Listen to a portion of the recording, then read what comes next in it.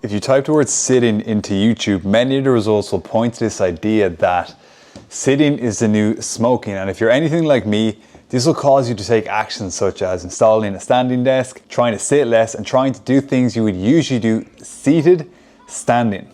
It's not gonna fucking work. Ideas like these can make you feel uneasy, especially on days when you sit a lot, and cause you to feel somewhat guilty. But here's how I see it. Nobody is gonna turn up to your funeral and say anything along the lines of, it's really the sitting that caught up with him in the end.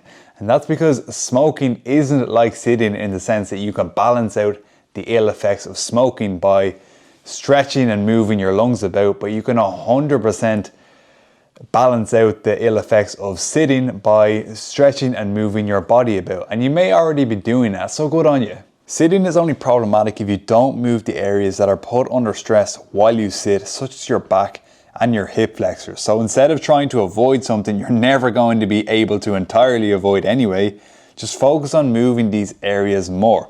Not a single person I've ever helped get out of pain will point to sitting less as the reason they were successful, and it's always related to what they started doing as opposed to what they stopped doing. So if you don't want to make too many changes to your lifestyle, but you do want to address the joint pain you're experiencing, there's a section in this video series that allows you to access movements for your specific situation. There's also lots of videos in there that can make your journey easier and clearer as opposed to harder and more confusing, which can often happen as a result of hearing messages like sitting is the new smoking on social media.